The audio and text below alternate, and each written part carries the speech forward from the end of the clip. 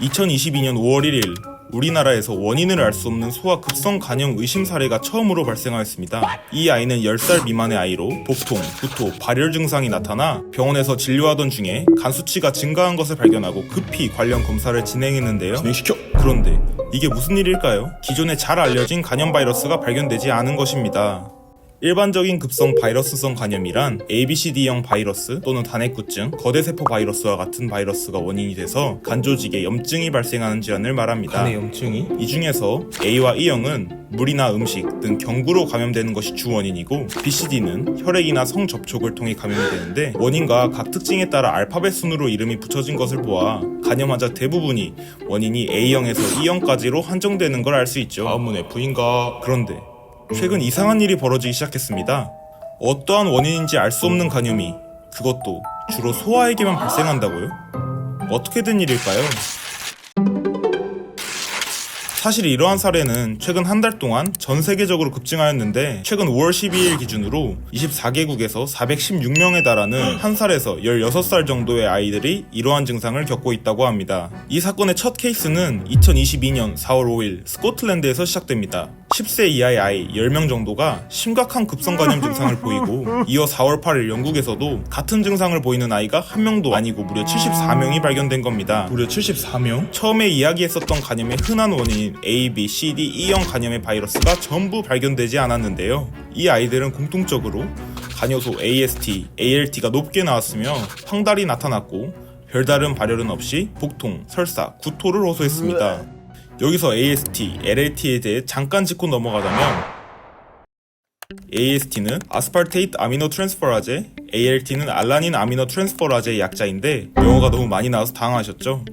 하지만 잘 보면 두 단어가 생긴 게 비슷하게 생기지 않았나요? 앞에 AS와 AL은 아스파르테이트와 알라닌을, 뒤에 T는 아미노 트랜스퍼라제를 의미하는데요.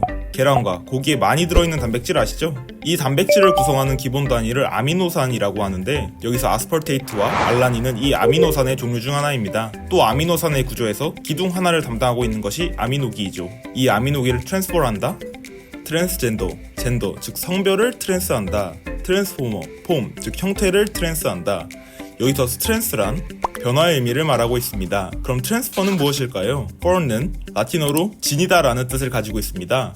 따라서 트랜스퍼란 이동시키다, 옮기다, 이동하다는 뜻을 가지고 있죠. 따라서 AST와 LLT는 특정 아미노산의 아미노기를 이동시킨다는 뜻의 약자인 것이죠. 정확히 어떻게 이동시키는가는 너무 복잡하지만, 아미노기란 녀석을 옮기면서 우리 몸에서 일어나는 여러가지 작용들을 도와주는 이러한 녀석을 우리는 효소라고 합니다.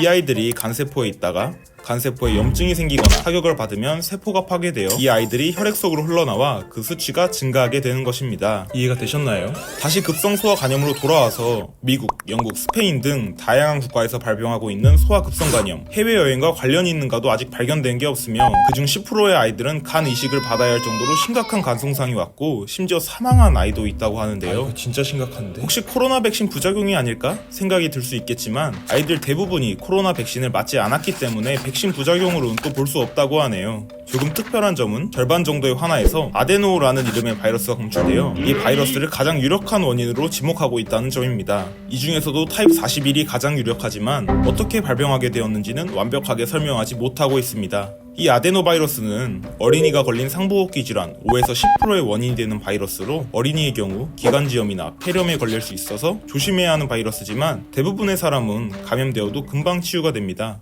이번에 질병에 걸린 아이들 대부분이 기존에 건강했던 아이들이었기 때문에 더 걱정이 되는데요. 거의 코로나가 끝나가는 시점에 또 골칫거리 하나가 더 생겼네요. 유력한 바이러스인 아데노바이러스가 기침할 때 나오는 침이 있잖아.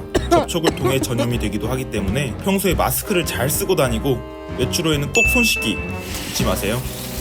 지금까지 닥터아이였습니다.